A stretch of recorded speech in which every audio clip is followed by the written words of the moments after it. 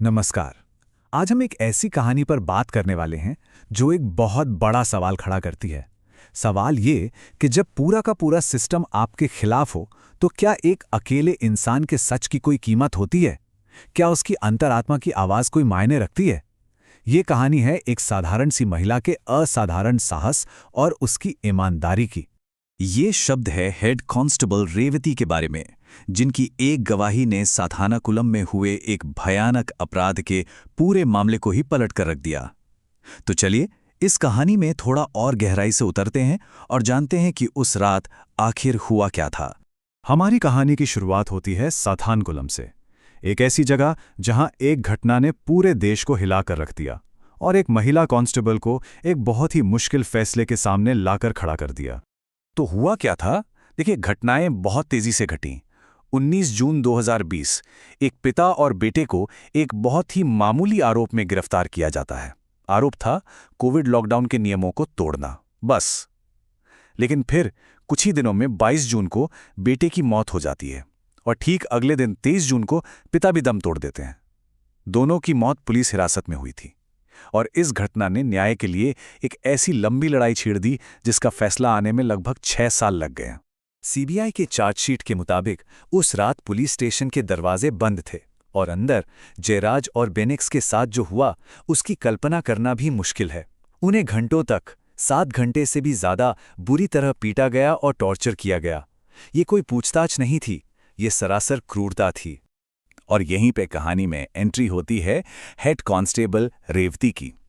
देखिए, इस मामले को जो बात खास बनाती है वो ये है कि सच बोलने वाली आवाज उसी सिस्टम के अंदर से आई जिस पर इतने गंभीर आरोप लगे थे। रेवती कोई बाहरी इंसान नहीं थी, वो वहीं थी, उसी पुलिस स्टेशन में, उसी रात। उन्होंने अपनी आंखों से अपने सहकर्मियों को वो सब करते देखा। मतलब जो कुछ भी हुआ वो उसकी चश्मदीद गवाह थी। अब सवाल ये उठता है कि एक इनसाइडर विटनेस यानी अंदर के ही किसी गवाह का बयान इतना ज़रूरी क्यों होता है? क्योंकि पुलिस जैसे क्लोज सिस्टम में अपने ही लोगों के खिलाफ बोलना बहुत बहुत खतरनाक माना जाता है।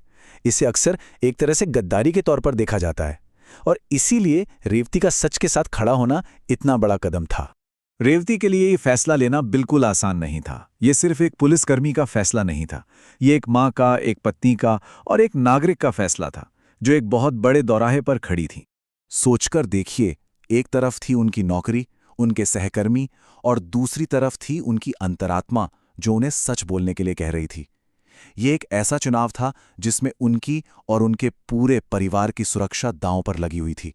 ये शब्द रेवती ने जांच कर रहे मजिस्ट्रेट से कहे थे। इन शब्दों में उनका डर साफ झलकता है ना? वो सब कुछ बताने को तैयार थीं, लेकिन एक माँ होने के नाते उन्हें अपने बच्चों की फिक्र थी, अपनी नौकरी की फिक्र थी। ये दिखाता है कि वो कितना बड़ा जोखिम उठा रही थीं। उनको चुप रहने के लिए डराया गया, धमकाया गया। माहौल इतना खराब था कि मैजिस्ट्रेट को उनकी सुरक्षा के लिए कमरे के बाहर गार्ड तक खड़े करने पड़े। लेकिन इन सब के बावजूद उन्होंने डर को पीछे छोड़कर अपने फर्ज को चुना। और रेवती के इसी साहस का नतीजा था एक ऐसी गवाही जिसने पूरे केस का रुख ही मोड़ दिया और इंसाफ का रास्ता खोल दिया। उन्होंने मजिस्ट्रेट के सामने उस रात का पूरा सच बयान कर दिया। उन्होंने बताया कि कैसे जयराज और बेनिक्स को रात भर बेरहमी से पीटा गया, कैसे स्टेशन की लाठियों और मेजों पर खून के धब्बे थे, और क्रूरता की हद तो तब पार हो गई जब उन दोनों को अपना ही खून साफ करने के लिए मजबूर किया गया। उनकी गवाही ने सिर्फ सच ही नहीं बताया, बल्कि हर उस अधिकारी की पहचान की जो इस अपराध में शामिल था। रेवती का बयान इस केस की सबसे मजबूत कड़ी साबित हुआ। इसी बयान ने अदालत को यह यकीन दिलाया कि यह सिर्फ कुछ पुलिस वालों की गलती नहीं, बल्कि एक पूरी साजिश थी जिसे मिलकर अंजाम दिया गया था। तो इस गवाही और इतनी लंबी कानूनी लड़ाई का नतीजा क्या निकला? 9 पुलिसकर्मियों को इस घिनौने अपराध का दोषी पाया गया। और सजा? मौत की सजा उन सभी 9 पुलिस वालों को। भारत में कस्टोडियल डेथ के मामलों में ऐसा फैसला समझिए कि पहले कभी नहीं हुआ था। ये एक लैंडमार्क जजमेंट था और इस फैसले की नींव सिर्फ और सिर्फ रेवती की गवाही पर टिकी थी। ये फैसला सिर्फ जयराज और बेनिक्स के परिवार के लिए इंसाफ नहीं था, नहीं, ये एक मिसाल बन गया जो दिखाता है कि एक अकेले इंसान का साहस क्या कुछ कर सकता है। खुद जज के शब्दों में ये एक दुर्लभ मामला था जहां रक्षक ही भक्षक बन गए थे और ऐसे मामलों में न्याय दिलाना और भी मुश्किल हो जाता है।